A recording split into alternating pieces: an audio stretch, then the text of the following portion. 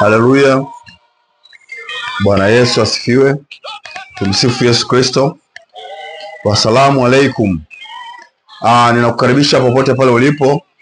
Mungu akubariki sana, na siku ya leo tunaenda kujifunza somo linasema ndoto na namna au kanuni ya kuzitafsiri kibiblia. Ndoto na namna au kanuni ya kuzitafsiri kibiblia. Na ujumbe wetu unatoka Amosi 3:7 ambayo inasema hakika Bwana Mungu hatafanya neno lolote bila kuwafunulia watumishi wake manabii, bila kuwafunulia manabii siri yake. Haleluya. So tutaanza na utangulizi. Ndoto ni nini? Ndoto ni moja ya njia ambazo Mungu huwa anatumia kuwasiliana na mwanadamu kama inavyoelezewa katika maandiko matakatifu. Hata hivyo, si ndoto zote zinatoka kwa Mungu, baadhi hutokana na shughuli za kila siku. Kuna namna ndoto zinaweza zinatoka kwa Mungu, lakini kuna ndoto nyingine hazitoki kwa Mungu. Bwana Yesu asifiwe. Kuna ndoto zingine ni memory au ni kumbukumbu ambayo ubongo umehifadhi kwa vitu kadha wa kadha ambao mwanadamu alikuwa akivifanya siku ya labda siku ya jana, juzi, au asubuhi ya leo, mchana na kadhalika. Bwana Yesu asifiwe. Sasa kuelewa na kutafsiri ndoto kunahitaji uelewa wa neno la Mungu na uongozi wa Roho Mtakatifu. Sio kila mtu anaweza akakutafsiria ndoto. Kuna baadhi ya watu wameharibikiwa, au kuna baadhi ya watu wameangamia au wamepata matatizo kwa sababu wanawapa watu fulani watafsiri ndoto zao. Sasa anayeweza kutafsiri ndoto ni mtumishi wa Mungu pekee aliyepewa kipawa hicho. Watu ambao wanaweza wakatafsiri ndoto, moja ni nabii, mtume, au mtu yoyote anaweza akawa ni mchungaji, mwalimu, lakini wana hiyo karama wamepewa.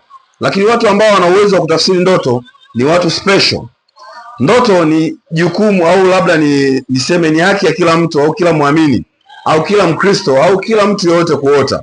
Lakini anayeweza kutafsiri ndoto huwa ni mtumishi wa Mungu ambaye ana hiyo neema. Bwana Yesu asifiwe. Sasa tunajua kabisa kuna aina kuu mbili za ndoto. Ndoto ya kwanza ni ndoto za Mungu, lakini ndoto za pili au aina ya pili ya ndoto ni ndoto za shetani. Sasa ndoto za Mungu, hizi ni ndoto ambazo Mungu hutuma maelekezo au hutoa maelekezo, maonyo au ufunuo kwa watu wake. Mfano ni ndoto ya Yusufu kuhusu maisha yake ya baadaye. Ukisoma Mwanzo 35 mstari ule wa 7 hadi wa 10 inaelezea pale.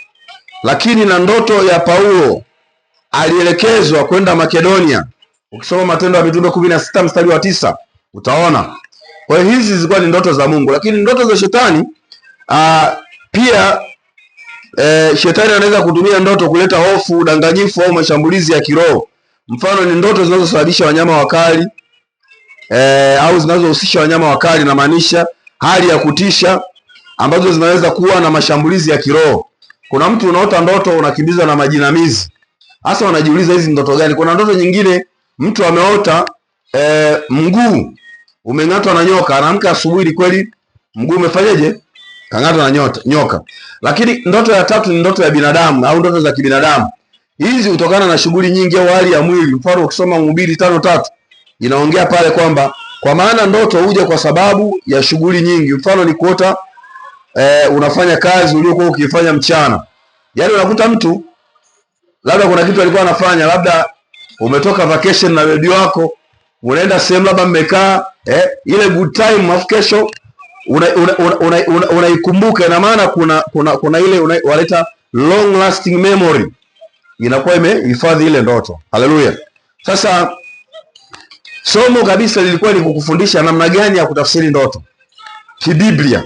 Sasa namna ya kutafsiri ndoto kibiblia, ya kwanza, kitu cha kwanza, ili utafsiri ndoto kibiblia au Kikristo, kitu cha kwanza, omba uongozi wa Roho Mtakatifu. Tafsirini ndoto kwa msaada wa Roho Mtakatifu ambaye hutoa hekima na ufunuo. Ukisoma Wakorintho wa kwanza 2 mstari wa 10 hadi wa 14, ina maana utakiwi kukurupuka kutafsiri ndoto. Bwana Yesu asifiwe. Kitu cha pili, namna ya kutafsiri ndoto. Kitu cha pili, tumia neno la Mungu. Ni kivipi unatumia neno la Mungu? Tafuta maana ya ndoto zako kulinganisha na maandiko. Kwa mfano, nyoka anaweza kuashiria uovu au hila za shetani.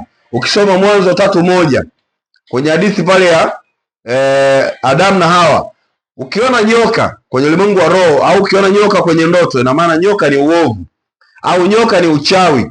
Bwana Yesu asifiwe. Kwa hiyo unaweza ukambatiza jina kwamba huu ni uovu, lakini uovu kwa namna gani? Unaweza ukawa ni uchawi au udanganyifu au roho mbaya au roho yoyote ya uovu. Bwana Yesu asifiwe.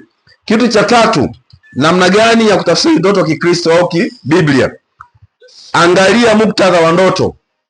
Fikiria mazingira ya ndoto, hisia ulizokuwa nazo na matukio yaliyotokea. Hii inaweza kukusaidia kuelewa ujumbe wa ndani ya ndoto. Watu wengi sana wanapeleka ndoto kisa tu ni mchungaji.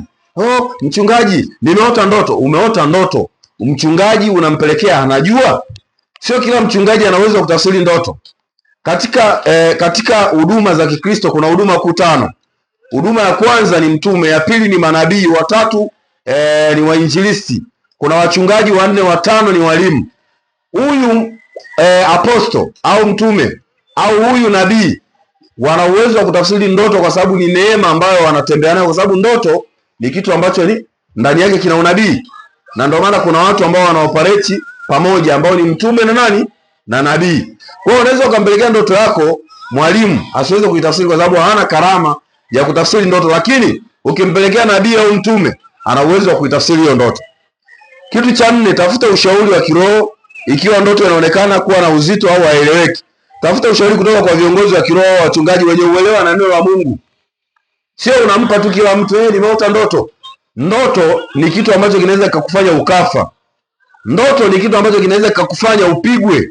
Kumbuka nimekwambia ndoto sosi ni vitu vitatu. Ya kwanza ni Mungu.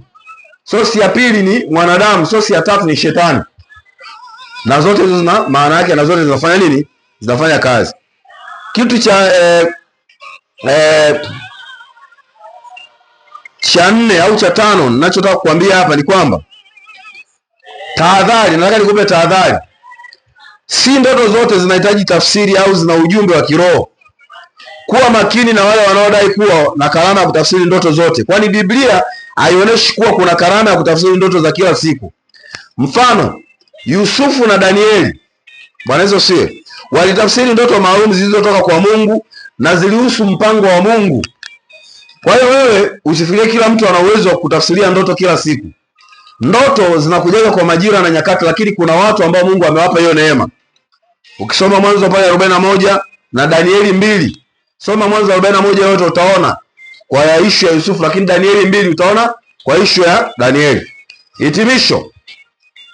Ndoto ni njia ambayo Mungu anaweza kutumia kuwasiliana nasi, lakini si ndoto zote zinatoka kwake. Ni muhimu kuwa na uelewa wa neno la Mungu na kutegemea uongozi wa Roho Mtakatifu katika kutafsiri ndoto. Kwa hiyo omba hekima, omba mafunuo, palezo siwe, ili kuelewa ndoto na kuchukua hatua zinazofaa. Lakini jitahidi sana unapoota ndoto, usiache ndoto ikapita. Kuna ndoto ambazo zinatakiwa zilaaniwe, alafu kuna ndoto ambazo zinatakiwa zibarikiwe.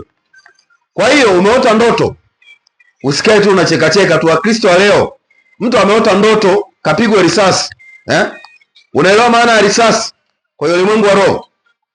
Ina maana Mungu anakuonesha kuna uovu ndani yake.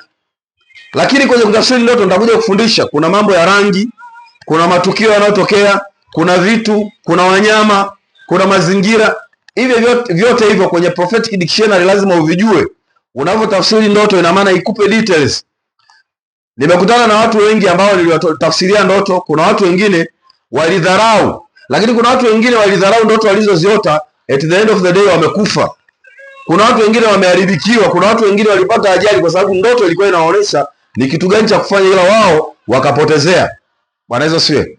Baada ya kusema hayo, ninakuombea neema ya kujua kutafsiri ndoto, na sio kila mtu akushia naye ndoto, kwa sababu kuna watu wengine makanisani ni wachungaji, lakini wachungaji wachawi, ni manabii waovu.